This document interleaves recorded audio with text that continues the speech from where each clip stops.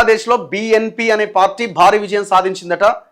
BNP అధినేత తారిక్ రెహమాన్ 299 స్థానాలకు గాను 212 సీట్లు వాళ్ళే గెలుచుకున్నారట.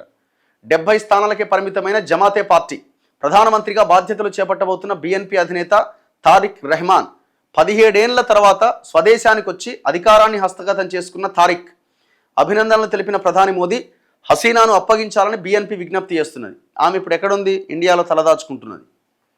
మొత్తానికి గవర్నమెంట్ మారింది. గవర్నమెంట్ మారి కొత్త ప్రధాని సీట్ మీద కూర్చున్నాడు. బంగ్లాదేశ్ పార్లమెంట్ ఎన్నికల్లో బంగ్లాదేశ్ నేషనలిస్ట్ పార్టీ ఘన విజయం సాధించింది. 13వ తేదీన పార్లమెంట్ ఎన్నికల్లో 3/2 మెజార్టీతో గెలుపొందింది. 2 దశాబ్దాల తర్వాత తారిక్ రెహమాన్ నేతృత్వంలో అధికార పీఠాన్ని కైవసం చేసుకుంది. మొత్తం 299 పార్లమెంట్ స్థానాలకు గాను మిత్రపక్షాలతో కలిపి 212 సీట్లు గెలుచుకున్నది. తారిక్ రెహమాన్ నేతృత్వంలో ప్రభుత్వ ఏర్పాటుకు సిద్ధమవుతున్నట్టుగా వెల్లడించింది.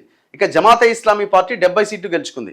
ఇతర పార్టీలు స్వతంత్రులు మిగిలిన స్థానాలు గెలుచుకున్నారు. ఎన్నికల ఫలితాలపై అధికారిక ప్రకటన వెలువడాల్సి ఉంది. బిఎన్పి అధినేత తారిక్ రెహమాన్ ఢాకా 17, బోగ్రా 6 స్థానాల నుంచి బరిలోకి దిగి 2 చోట్ల గెలిచిండట. ఎన్నికల కొద్ది రోజుల ముందే రెహమాన్ తల్లి మాజీ ప్రధాని ఖలీదా జియా మరణించిన సంగతి తెలిసిందే. దీంతో ఎన్నికల విజయోత్సవాలు వాయిదా వేయాలని రెహమాన్ పార్టీ కార్యకర్తలను కోరిండట. హిందువుల మీద అక్కడ పెద్ద ఎత్తున దాడులు జరుగుతున్నాయి. అయినా కూడా అక్కడ ఒక హిందూ నేత గెలుపొందిండట.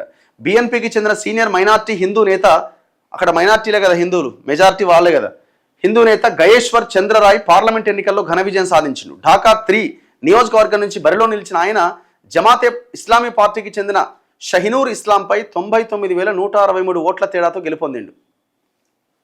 సో ఆయన గెలుపుతోనే అక్కడ కొంత సెన్సేషన్ అయిందనమాట.